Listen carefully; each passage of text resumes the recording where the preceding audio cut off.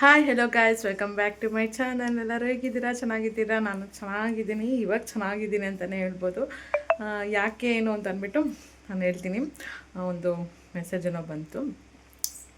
So ಯಾಕೆ ಇಷ್ಟು ದಿವಸ ವೀಡಿಯೋ ಮಾಡಲಿಲ್ಲ ಅಂತಂದರೆ, ನನಗೆ ಒಂದು ಚಿಕ್ಕ ಪ್ರಾಬ್ಲಮ್ ಆಯಿತು. ಸೊ ನನಗೆ ಮೂಗುಗೆ ಆಪ್ರೇಷನ್ ಆಗಿದೆ. ಸೊ ನಾನು ಮೂಗುತ್ತಿ ತೆಗೆದ್ಬಿಟ್ಟಿದ್ದೀನಿ ನೋಡಿ. ನಾನು ಮೂಗುತ್ತಿ ಅದು ದೊಡ್ಡ ಪ್ರಾಬ್ಲಮ್ ಆಗೋಯಿತು. ಯಾವಾಗಂದರೆ, ಸರಿ ಕ್ಲಿಯರಾಗಿ ಹೇಳ್ತೀನಿ, ಕೇಳಿಸ್ಕೊಳ್ಳಿ. ನನ್ನ ಮೂಗುತ್ತಿ ಇದೆಯಲ್ವಾ, ಅದು ಏನಾಗೋಯಿತು ಅಂತಂದರೆ, ತಿರುಪ ಇದೆಯಲ್ವಾ, ಅದು ಸ್ಕಿನ್ಗೆ ಅಟ್ಯಾಚ್ ಆಗಿಬಿಟ್ಟು ಅದ್ರ ಮೇಲೆ ಸ್ಕಿನ್ ಬಂದುಬಿಟ್ಟಿದೆ. ಅಂದರೆ ಸ್ಕಿನ್ ಒಳಗಡೆ ನನ್ನ ಮೂಗುತ್ತಿ ತಿರುಪ ಹೋಗ್ಬಿಟ್ಟಿದೆ. ನಾನು ಈ ಥರ ನೋಡಿಕೊಂಡ್ರೆ ನಂಗೆ ಮೂಗುತ್ತಿನೇ ಕಾಣ್ತಾ ಇರಲಿಲ್ಲ, ಆ ಥರ ಆಗಿಬಿಟ್ಟಿತ್ತು.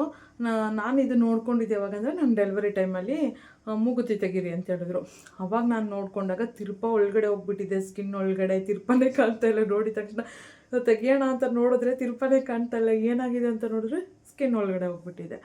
ಇನ್ನು ಆ ಟೈಮಲ್ಲಿ ಆಪ್ರೇಷನಲ್ಲಿ ಏನು ಮಾಡೋದು ಅಂತ ಅಂದ್ಬಿಟ್ಟು ಆವಾಗ ಬಿಟ್ಬಿಟ್ಟೆ ನಾನು. ಅದಾದಮೇಲೆ ರೀಸೆಂಟಾಗಿ ತುಂಬ ನೋವು ಬಂತು. ಇಲ್ಲೆಲ್ಲ ತುಂಬ ನೋವು. ಏನಂದರೆ ಅಲ್ಲಿ ಮುಟ್ಟಿದ್ರೆ ಇನ್ನೂ ನೋವು ಆಗ್ತಾಯಿತ್ತು. ಒಂಚೂರು ನೀರು ಬಿದ್ದರೂ ನೋವು ಆಗ್ತಾಯಿತ್ತು. ಮುಖ ತೊಳ್ಕೊಳಕ್ಕೆ ಇರಲಿಲ್ಲ. ಇಲ್ಲೇನು ಹಚ್ಕೊಳಕ್ಕೂ ಆಗ್ತಾಯಿರಲಿಲ್ಲ. ಏನೂ ಆಗ್ತಾಯಿರಲಿಲ್ಲ. ಹಂಗೆ ನೋವು ಆಗ್ತಾಯಿತ್ತು. ಆಮೇಲೆ ಓಕೆ, ಇವಾಗ ಮಗುವಾಗಿ 6 ತಿಂಗಳಾಗಿದೆ. ಸೊ ಇವಾಗ ಅದು ತಿರುಪ ತೆಗೆಸ್ಬಿಡೋಣ ಅಂತ ಅಂದ್ಕೊಂಡು ಹಾಸ್ಪಿಟ್ಲಿಗೆ ತೋರಿಸ್ತಾ ಇದ್ದೆ. ಸೊ ಹಾಸ್ಪಿಟ್ಲಿಗೆ ತೋರಿಸಿದ್ವಿ. ಫಸ್ಟ್ ಅವರು ಶಾಕು. ಈ ಥರ ಅವ್ರ ಕೇಸಸ್ಸೇ ನೋಡಿಲ್ಲ ಅನಿಸುತ್ತೆ. ಈ ಥರ ಮೂಗು ಪ್ರಾಬ್ಲಮ್ ಆಗಿ ತಿರುಪ ಇದಾಗ್ಬಿಟ್ಟಿದೆ ಅಂತ. ಅವ್ರು ಆಮೇಲೆ ಹೇಳಿದ್ರು, ಈ ಥರ ಕಟ್ ಮಾಡಿಬಿಟ್ಟು ಅದನ್ನ ತೆಗಿಬೇಕು, ಆಪ್ರೇಷನ್ ಮಾಡಲೇಬೇಕು ಅಂತ ಹೇಳಿದ್ರು. ನಾನು ಅಂದ್ಕೊಂಡಿದ್ದೆ ಈ ಥರ ಆಪ್ರೇಷನ್ ಮಾಡೇ ತೆಗಿಬೇಕು ಅಂತ ಅಂದ್ಬಿಟ್ಟು. ಸೊ ಅವ್ರು 1 ವೀಕ್ ಆದಮೇಲೆ ನೆಕ್ಸ್ಟ್ ಸಂಡೇ ಮಾಡ್ತೀನಿ ಅಂತ ಹೇಳಿದರು. ಸೊ ಈ ಸಂಡೇ ಮಾಡಿಸಿದೆ ನಾನು. ನನ್ನ ಮೂಗುಗೆ ಆಪ್ರೇಷನ್ ಆಗಿದೆ. ಸೊ ಆ ನೋವಲ್ಲಿ, ಆ ಟೆನ್ಷನಲ್ಲಿ ನಾನು ವೀಡಿಯೋ ಮಾಡಲಿಲ್ಲ ನೋಡಿ. ಈಗ ನಾನು ಚಿಕ್ಕ ಪ್ರಾಬ್ಲಮ್ ಏನೇ ಬಂದರೂ ಕೂಡ ನಾನು ವೀಡಿಯೋ ಮಾಡೋದು ನಿಲ್ಲಿಸ್ಬಿಡ್ತೀನಿ. ಇದರಿಂದನೇ ನಾನು ಗ್ರೋತ್ ಆಗ್ತಾಯಿಲ್ಲ, ನನಗೆ ಯೂಟ್ಯೂಬಲ್ಲಿ ಸಕ್ಸಸ್ ಸಿಗ್ತಾಯಿಲ್ಲ. ಸೊ ನಾನು ಕಷ್ಟಪಟ್ಟು ಮಾಡ್ತಿರೋದೆಲ್ಲ ವೇಸ್ಟ್ ಆಗ್ತಾಯಿದೆ. ನಾನು ಡೈಲಿ ಮಾಡಬೇಕು ಅಂದ್ಕೊತೀನಿ, ಇದೇ ಥರ ಪ್ರಾಬ್ಲಮ್ ಬರುತ್ತೆ. ಸೊ ಯೂಟ್ಯೂಬಲ್ಲಿ ಸಕ್ಸಸ್ ಆಗಬೇಕಾದ್ರೆ ಎಷ್ಟೇ ದೊಡ್ಡ ಪ್ರಾಬ್ಲಮ್ ಬಂದರೂ ವೀಡಿಯೋ ಮಾಡೋದು ಮಾತ್ರ ನಿಲ್ಲಿಸ್ಬಾರ್ದು. ದಯವಿಟ್ಟು ಯಾರೂ ನಿಲ್ಸೋಕ್ಕೆ ಹೋಗಬೇಡಿ. ಏನೇ ಪ್ರಾಬ್ಲಮ್ ಬಂದರೂ ಆ ಪ್ರಾಬ್ಲಮ್ನ ಅದನ್ನೇ ಶೇರ್ ಮಾಡ್ಕೊಳ್ಳಿ. ಬಟ್ ವೀಡಿಯೋ ಮಾತ್ರ ಮಾಡ್ತೀರ ಇರಬೇಡಿ, ಇಲ್ಲಾಂದರೆ ಸಕ್ಸಸ್ ಆಗೋಲ್ಲ ಯೂಟ್ಯೂಬಲ್ಲಿ. ಸೊ ನಾನು ತುಂಬ ಗ್ಯಾಪ್ ತಗೊಂಡು ವೀಡಿಯೋಸ್ ಮಾಡ್ತಿರೋದಕ್ಕೆ ಇವತ್ತಿಗೆ ನನಗೆ ಸಕ್ಸಸ್ ಅನ್ನೋದು ಸಿಕ್ಕಿಲ್ಲ. ಸೊ ಇವತ್ತಿಂದಾದರೂ ಕಂಟಿನ್ಯೂಸ್ ಆಗಿ ಮಾಡ್ತೀನಿ. ಇವಾಗಾದರೂ ಸಕ್ಸಸ್ ಸಿಗುತ್ತಾ ಅಂತ ಕಷ್ಟಪಡೋಣ. ಕಷ್ಟಕ್ಕೆ ಇನ್ನೂ ಎಷ್ಟು ಕಷ್ಟ ಆಗುತ್ತೋ ನೋಡೋಣ. ಈ ಗಿವ್ ಅಪ್ ಮಾತ್ರ ಬೇಡ, ನಿಲ್ಲಿಸೋದು ಬೇಡ, ಸ್ಟಾಪ್ ಮಾಡೋದು ಬೇಡ ಅಂತ ಅಂದ್ಕೊಂಡಿದ್ದೀನಿ. ಸೊ ನನಗೆ ಮೂಗುಗೆ ಆಪ್ರೇಷನ್ ಆಗಿದ್ದಕ್ಕೆ ನಾನು ಇಷ್ಟು ದಿವಸ ವೀಡಿಯೋ ಮಾಡಿರಲಿಲ್ಲ. ಸೊ ಅದಾದಮೇಲೆ ನನಗೆ ಇವಾಗ ಸ್ವಲ್ಪ ನೋವು ಕಮ್ಮಿ ಆಯಿತು. ಓಕೆ, ಲಾಗ್ ಮಾಡೋಣ. ನಾನೇನೋ ಅಂದ್ಕೊಂಡಿದ್ದೀನಿ ಲೈಫಲ್ಲಿ, ಅದನ್ನು ಅರ್ಧಕ್ಕೆ ಬಿಡೋದು ಬೇಡ, ಸಕ್ಸಸ್ ಆಗಿ ಮಾಡೋಣ ಅಂತ ಅಂದ್ಕೊಂಡು ಲಾಗ್ ಮಾಡ್ತಾಯಿದ್ದೀನಿ. ಸೊ ಇವತ್ತು ಅನ್ನ ಸಾಂಬಾರು ಮಾಡಿದ್ದಷ್ಟೇ. ಇವತ್ತು ನೈಟ್ ಹೊತ್ತು ನನಗೆ ರೈಸ್ ತಿನ್ನಬೇಕು ಅಂತಲೇ ಅನ್ನಿಸ್ತಾ ಇಲ್ಲ. ನನಗೆ ಶುಗರ್ ಇದೆ. ನನಗೆ ಶುಗರ್ ಇರೋದಕ್ಕೆ ರೈಸೇ ತಿನ್ನಬೇಕು ಅಂತ ಅನ್ನಿಸ್ತಾ ಇಲ್ಲ. ಬಟ್ ಏನಾದರೂ ಒಂದೊಂದು ಸರಿ ರೈಸೇ ಇಟ್ಬಿಟ್ಟು ಅನ್ನ ಸಾರೇ. ನಮ್ಮ ಕತೆ ಹೆಂಗೆ ಅಂತಂದರೆ, ನಾವು ಬರೀ 3 ಹೊತ್ತು ಅನ್ನ ಸಾಂಬಾರೇ, ದಿನ ಅನ್ನನೇ ಆಗೋಗ್ಬಿಟ್ಟಿರುತ್ತೆ. ಯಾವಾಗೋ ರೇರಾಗಿ ಇಡ್ಲಿ, ಏನೇ ಟಿಫನ್ಗೆ ಇಡ್ಲಿ, ದೋಸೆನೋ, ಉಪ್ಪಿಟ್ಟು ಏನೇ ಮಾಡಿದ್ರು ಕೂಡ ನೆಕ್ಸ್ಟ್ ಮಧ್ಯಾಹ್ನ ರಾತ್ರಿಗೆ ಊಟ ಅಂತ ಬಂತು ಅಂದರೆ ಅದು ರೈಸ್ ಇದ್ದೇ ಇರುತ್ತೆ ನಮ್ಮ ಮನೇಲಿ. ಸೊ ಅದರಿಂದನೇ ನಂಗೆ ಶುಗರ್ ಕಮ್ಮಿ ಆಗ್ತಾಯಿಲ್ಲ. ಬಟ್ ಏನು ಅಂತಂದರೆ, ನಾನು ವಾಕಿಂಗ್ ಮಾಡ್ತಾಯಿದ್ದೀನಿ, ಎಕ್ಸಸೈಸ್ ಮಾಡ್ತಾಯಿದ್ದೀನಿ, ಸ್ವಲ್ಪ ಡಯಟು ಕೂಡ ಮಾಡ್ತಾಯಿದ್ದೀನಿ. ಆದರೆ ರೈಸ್ ಅವಾಯ್ಡ್ ಮಾಡೋಕ್ಕಾಗ್ತಾಯಿಲ್ಲ. ನನ್ನ ಹಸ್ಬೆಂಡ್ಗೆ ಹೇಳಿ ಶುಗರ್ ಟೆಸ್ಟ್ ಮಾಡುವಂಥದ್ದು ಮಿಷಿನು ತರಿಸ್ಕೊಂಬಿಟ್ಟಿದ್ದೀನಿ. ಸೊ ಅದು ತಂದ ಮೇಲೆ ಒಂದು ಸ್ವಲ್ಪ ನಾನು ಶುಗರ್ ಕಂಟ್ರೋಲ್ ಮಾಡಬೇಕು ಅಂತ ಅಂದ್ಕೊಂಡಿದ್ದೀನಿ. ಸೊ ದಿನ ಚೆಕ್ ಮಾಡ್ಬೋದಲ್ವಾ. ಸೊ ಅದಕ್ಕೆ ನನ್ನ ಮಗಳು ಕೃತಿಕ್ಷಾ ಕೆಳಗಡೆ ಆಟ ಆಡ್ಕೊಂಡಿದ್ದಾಳೆ, ನನ್ನ ಮಗ ಆರಾಮಾಗಿ ಮಲ್ಕೊಂಡಿದ್ದಾನೆ. ಸೊ ಈಗ ಲಾಗ್ ನಾನು ಮಾಡ್ತೀನಿ, ಕಂಟಿನ್ಯೂ ಮಾಡ್ತೀನಿ. ಸಪೋರ್ಟ್ ಮಾಡೋದು ಮಾತ್ರ ನಿಲ್ಲಿಸ್ಬೇಡಿ. ಸಾರಿ ಇಷ್ಟು ದಿವಸ ಲಾಗ್ ಮಾಡಿರ್ತೀರಾ ಇದ್ದಿದ್ದಕ್ಕೆ. ಇನ್ಮೇಲೆ ದಿನ ಲಾಗ್ ಮಾಡ್ಕೊಂಡು ಹೋಗ್ತೀನಿ. ಸೊ ಪ್ಲೀಸ್ ಎಲ್ಲರೂ ಸಪೋರ್ಟ್ ಮಾಡಿ. ಲಾಗ್ನ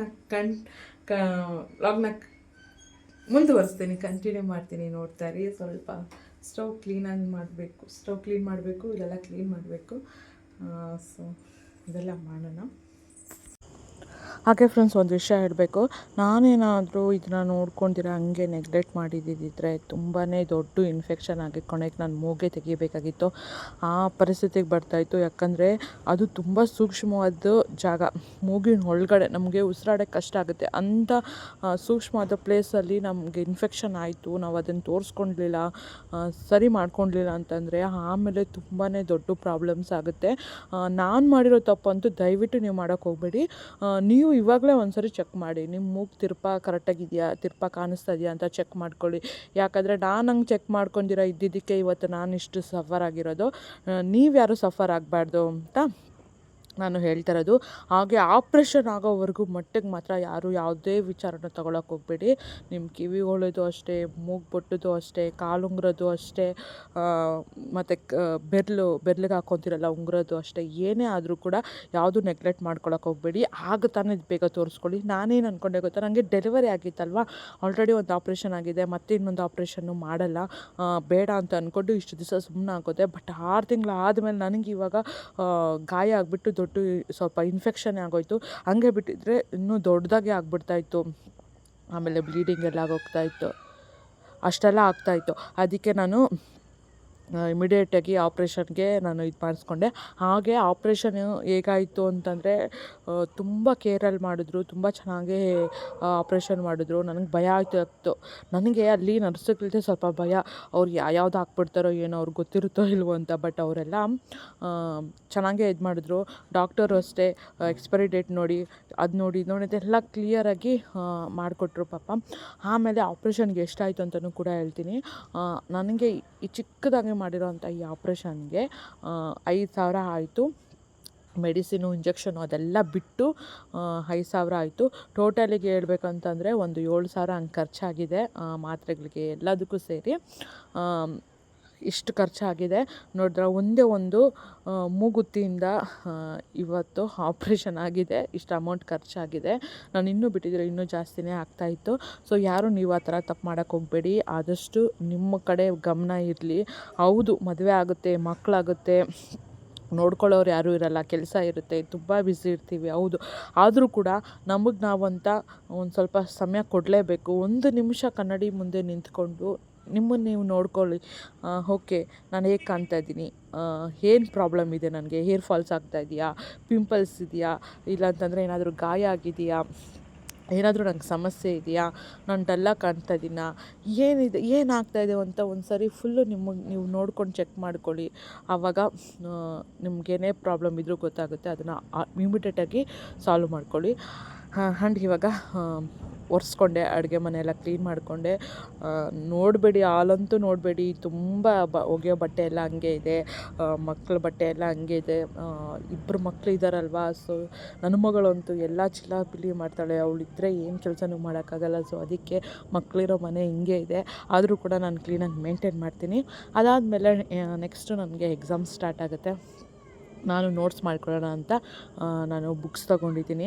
ನಾನು ಯಾವಾಗೇ ಬುಕ್ ತೊಗೊಂಡ್ರು ನಾನು ಹೇಳೋದೊಂದೇ, ಹಿಂದ್ಗಡೆ ಇರೋಂಥ ಇನ್ಫಾರ್ಮೇಷನ್ನ ಓದಿ ಆ ನಾಲೆಡ್ಜ್ನ ತಗೊಳ್ಳಿ ಅಂತ ಅಂದ್ಬಿಟ್ಟು.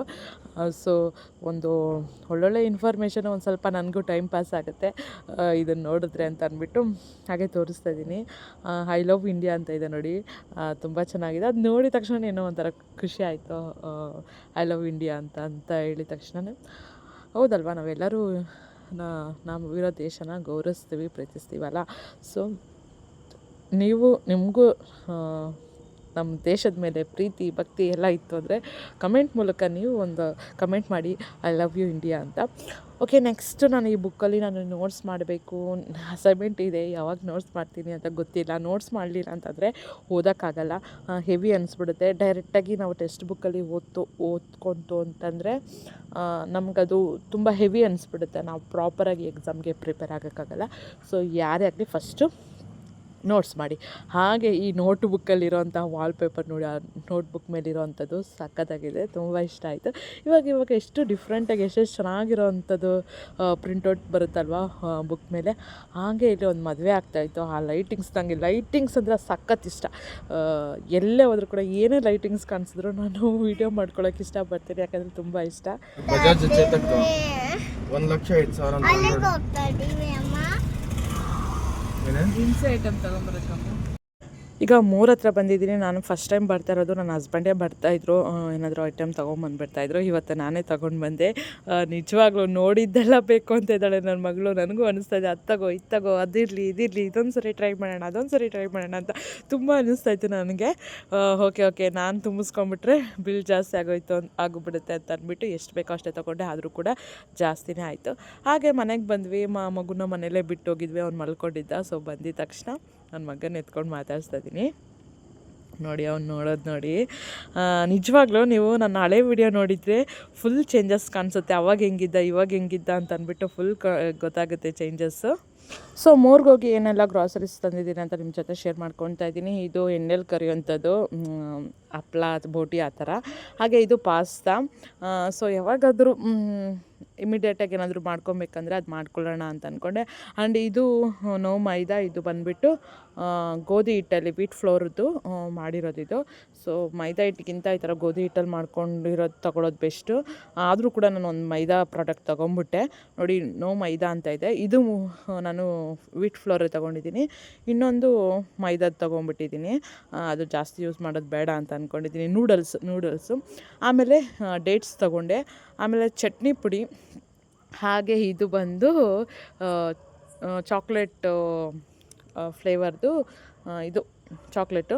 ಅದಾದಮೇಲೆ ಇದು ಪ್ರೋಟೀನ್ಗೆ, ನನ್ನ ಮಗಳಿಗೆ ಪ್ರೋಟೀನ್ಗೋಸ್ಕರ ಏನಾದರೂ ತಿನ್ನೋಕ್ಕಿರಲಿ ಅಂತ ಅಂದ್ಬಿಟ್ಟು ಚಾಕೋದು ಕಾರ್ನ್ದು ಏನೋ ಪ್ಯಾಕೆಟ್ ಬಂತು, ಅದು ತೊಗೊಂಡಿದ್ದೀನಿ. ಆಮೇಲೆ ಇದು ಏನು ಅಂತಂದರೆ ಅದೇ ಊಟ ಆದಮೇಲೆ ಹಾಕ್ತಾರಲ್ಲ ಜೀರಿಗೆ ಜೊತೆ, ಜೀರಿಗೆ ಪೆಪ್ಪರ್ಮೆಂಟ್, ಅದು ಜೀರ್ಣ ಆಗೋಕ್ಕೆ. ಸೊ ಅದೊಂದು ತೊಗೊಂಡಿದ್ದೀನಿ. ಆಮೇಲೆ ನೂಡಲ್ಸು. ಸೊ ಇದು ನೋಡಿ, ಇದು ಮೈದಾ, ನಾನು ನೋಡ್ಕೊಳ್ಳಲಿಲ್ಲ. ಮೈದಾ ಅಂತ ಡೈರೆಕ್ಟಾಗಿರಲ್ಲ, ರಿಫಂಡ್ ವೀಟ್ ಫ್ಲೋರ್ ಅಂತ ಇರುತ್ತೆ. ಸೊ ಇದೊಂದು ಪ್ಯಾಕೆಟ್ ತೊಗೊಂಡ್ಬಿಟ್ಟಿದ್ದೀನಿ. ಅದು ತೊಗೊಂಬರ್ದಿತ್ತು ಅನಿಸುತ್ತೆ. ಹಾಗೆ ಒಡೋನಿಲ್ಲು. ಆಮೇಲೆ ಸೋಪು, ನಾನು ಯೂಸ್ ಮಾಡೋಂಥ soap Mysuru sandal soap. So ನನಗಿದು ಸ್ಕಿನ್ಗೆ ಇದಾಗುತ್ತೆ, ತುಂಬ ವರ್ಷದಿಂದ ಅದೇ ಯೂಸ್ ಮಾಡ್ತಾಯಿದ್ದೀನಿ. ಅದಾದಮೇಲೆ ದ್ರಾಕ್ಷಿ, ಇದು ಮೇನ್ ನನ್ನ ಮಗಳಿಗೆ ತೊಗೊಂಡು ಬಂದೆ. ಗರಂ ಮಸಾಲ ಪ್ಯಾಕೆಟು, ಆಮೇಲೆ ಪಾಸ್ತಾ ಪ್ಯಾಕೆಟು. ಇದು ಇಮಿಡಿಯೇಟಾಗಿ ಮಾಡ್ಕೊಳ್ಳೋದು, ಮ್ಯಾಗಿ ಮಾಡ್ಕೊತೀವಲ್ಲ ಆ ಥರ ಮಾಡ್ಕೊಳ್ಳೋದು. ಇದಾದಮೇಲೆ ಸಾಂಬಾರು ಪೌಡ್ರು ಪ್ಯಾಕೆಟ್ಸ್ ತರ್ತಾಯಿದ್ದೀನಿ, ತುಂಬ ಖಾಲಿ ಆಗ್ತಾಯಿದೆ. ಅದೊಂದು ಪೌಡ್ರು ಮಾಡಿಸ್ಕೊಂಬಿಡ್ಬೇಕು. ಆಮೇಲೆ ಬಾದಾಮಿ ಪೌಡರು ಒಂದು. ಆಮೇಲೆ ಇದು ಮನೇಲೇ ಮಾಡ್ಕೊಳ್ಳೋಂಥ ಏನಂತಂದರೆ ಏನಪ್ಪ ಅದು ಮನೇಲಿ ಮಾಡ್ಕೊಳ್ಳೋದು, ಒಂದು ನಿಮಿಷ, ಪಾಪ್ಕಾರ್ನ್, ಅದು ನೆನಪೇ ಬರಲಿಲ್ಲ ನೋಡಿ. ಅದಾದಮೇಲೆ ನಾನು ಇದು ತೊಗೊಂಡೆ, ಟೊಮೊಟೊ ರೈಸ್ ಪೌಡರು. ಅದಾದಮೇಲೆ ಚೀಸ್ ಒಂದು ಪ್ಯಾಕೆಟ್ ತೊಗೊಂಡೆ. ಇದು ಏನು ಬಂದರೆ ಫ್ಲ್ಯಾಕ್ಸ್ ಸೀಡ್ಸು. ಇದು ತುಂಬ ಒಳ್ಳೆಯದು ಹೇರ್ಸ್ಗೆ, ಅದು ಎಲ್ಲಿ ತೊಗೊಳ್ಳೋದು ಅಂತ ತೊಗೊಂಡಿದ್ದೀನಿ. ಆಮೇಲೆ ಒಂದು 2 ಬಿಸ್ಕೆಟ್ ಪ್ಯಾಕೆಟು, ಗುಲಾಬ್ ಜಾಮೂನ್ದು ಪ್ಯಾಕೆಟ್ ತೊಗೊಂಡಿದ್ದೀನಿ. ಆಮೇಲೆ ಇದು ಶುಂಠಿ ಬೆಳ್ಳುಳ್ಳಿ ಪೇಸ್ಟು ತುಂಬಾ ಇಂಪಾರ್ಟೆಂಟು, ಅದಕ್ಕೆ ಇದನ್ನು ತೊಗೊಂಡಿದ್ದೀನಿ. ಇದಾದಮೇಲೆ ಇದೊಂದು ಸರಿ ಯೂಸ್ ಮಾಡೋಣ ಅಂತ ಅಂದ್ಬಿಟ್ಟು ಪಾವ್ ಭಾಜಿದು ಇದು ರೆಡಿಮೇಡು ಇದಿರುತ್ತೆ, ಅಂದರೆ ವಾಟರಲ್ಲಿ ಬಿಸಿ ಮಾಡಿಬಿಟ್ಟು ಆಮೇಲೆ ಅದನ್ನು ಓವನ್ಗೆ ಹಾಕ್ಬಿಟ್ಟು ಬಿಸಿ ಮಾಡಿಬಿಟ್ರೆ ಅದು ರೆಡಿ ಆಗೋಗುತ್ತೆ ಪಾವ್ ಭಾಜಿದು ಮಸಾಲೆ. ಇದಾದಮೇಲೆ ಅವಲಕ್ಕಿದು ಪ್ಯಾಕೆಟು. ಸೊ ಇಷ್ಟು ಗ್ರಾಸರಿ ನಾನು ತೊಗೊಂಡಿರೋದು. ಇನ್ನೂ ತೊಗೊಳ್ಳೋಣ ಅಂತ ಅಂದ್ಕೊಂಡೆ, ಬೇಡ, ಬಂದಿರೋ ಬಜೆಟಲ್ಲಿ ಒಳಗಡೆ ಇರೋ ತೊಗೊಬೇಕು ಅಂತ ಅಂದ್ಬಿಟ್ಟು ಇದಕ್ಕೆ ಫುಲ್ ಬಜೆಟ್ ನಾವು ತೊಗೊಂಡಿದ್ದೆಲ್ಲ ಖಾಲಿ ಆಗೋಯಿತು. ಸೊ ಇಲ್ಲಿ ನನ್ನ ಮಗ ಮಲ್ಕೊಂಡಿದ್ದಾನೆ, ನಾನು ಏನೇ ಕೆಲಸ ಮಾಡ್ತಿದ್ರು ನೋಡ್ತಾ ಇರ್ತಾನೆ. ಸೊ ಇಷ್ಟೇ ಫ್ರೆಂಡ್ಸ್ ಇವತ್ತಿನ ಲಾಗು. ನಾನು ಜಾಸ್ತಿ ಏನೂ ಮಾಡೋಕ್ಕೆ ಹೋಗಲಿಲ್ಲ. ಸೊ ಈ ಲಾಗ್ ಇಷ್ಟ ಆಗಿದ್ದರೆ ಲೈಕ್ ಮಾಡಿ, ಕಮೆಂಟ್ ಮಾಡಿ, ಶೇರ್ ಮಾಡಿ. ಆಗ ನನ್ನ ಚಾನಲ್ಗೆ ಸಬ್ಸ್ಕ್ರೈಬ್ ಆಗಿ ಮತ್ತೆ ಮುಂದಿನ ಲಾಗಲ್ಲಿ ಭೇಟಿ ಆಗೋಣ. Thanks for watching. Bye everyone.